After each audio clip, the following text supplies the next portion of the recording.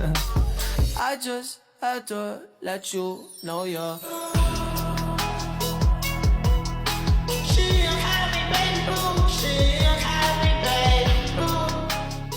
Assalamualaikum warahmatullahi wabarakatuh. Halo teman-teman, perkenalkan nama saya Muhammad Alif Ramadan dari program studi pendidikan agama Islam kelas 6C Fakultas Tarbiyah IAIN Pontianak dengan NIM 123011057.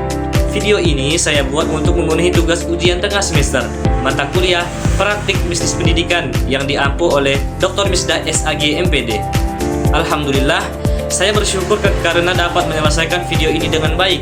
Saya juga mengucapkan terima kasih kepada semua pihak yang telah membantu dan mendukung saya dalam proses pembuatan video ini. Pada video kali ini, saya akan membahas 3 pertanyaan tentang bisnis pendidikan. Pertanyaan pertama yaitu tentang pentingnya pemasaran dalam bisnis pendidikan. Pertanyaan kedua yaitu tentang peluang bisnis pendidikan yang saya pilih. Dan pertanyaan yang ketiga yaitu tentang tantangan bisnis pendidikan di daerah yang memiliki keterbatasan sumber daya serta strategi untuk menghadapinya. Baik, langsung saja saya masuk ke pembahasan yang pertama. Pertanyaan pertama membahas tentang urgensi pemasaran yang efektif dalam bisnis pendidikan serta contohnya dengan memanfaatkan teknologi informasi.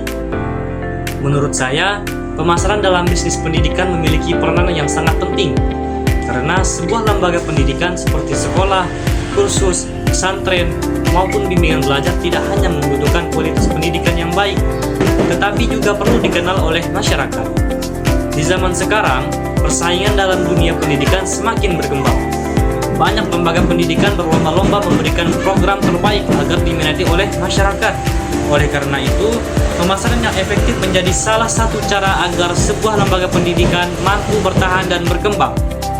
Kalau sebuah lembaga pendidikan memiliki kualitas yang bagus, tetapi tidak mampu memperkenalkan keunggulannya kepada masyarakat, maka orang-orang tidak akan mengetahui kualitas yang dimiliki lembaga tersebut.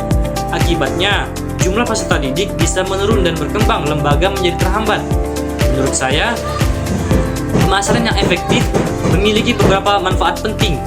Yang pertama yaitu dapat meningkatkan kepercayaan masyarakat. Ketika sebuah sekolah aktif memberikan informasi tentang kegiatan prestasi siswa, fasilitas maupun kualitas pengajar, maka masyarakat akan lebih percaya terhadap lembaga tersebut. Yang kedua, yaitu membantu memperluas jangkauan promosi. Dengan pemasaran yang baik, informasi tentang lembaga pendidikan bisa diketahui oleh banyak orang, bahkan sampai luar daerah. Yang ketiga yaitu mempermudah penyampaian informasi.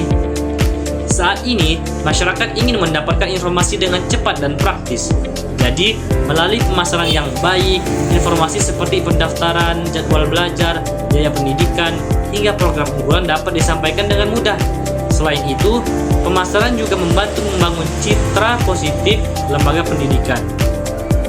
Semakin baik citra sebuah lembaga, maka akan semakin tinggi pula minat masyarakat untuk bergabung.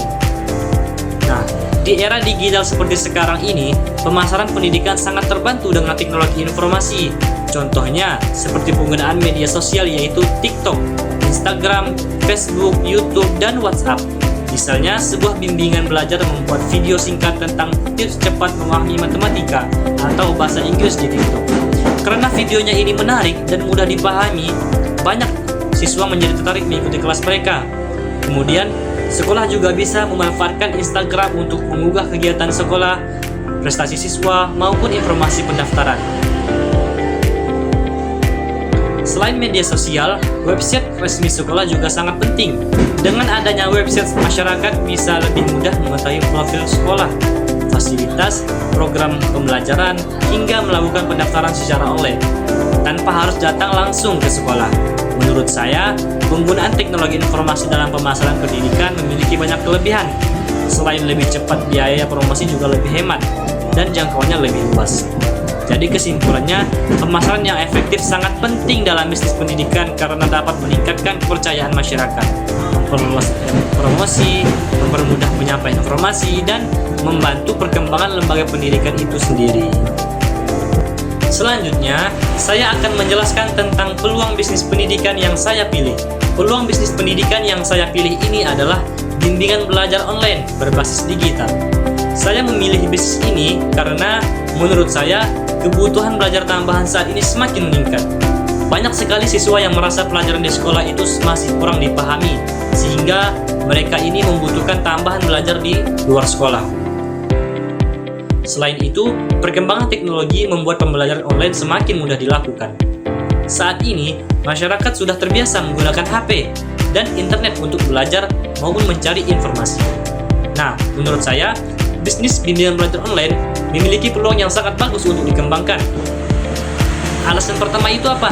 Yaitu modal yang dibutuhkan tidak terlalu besar.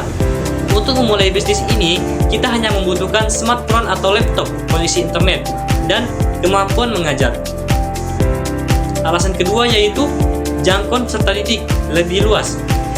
Kalau bimbingan belajar biasa hanya bisa diikuti siswa di sekitar tempat belajar, maka bimbingan belajar online ini bisa diikuti siswa dari berbagai daerah.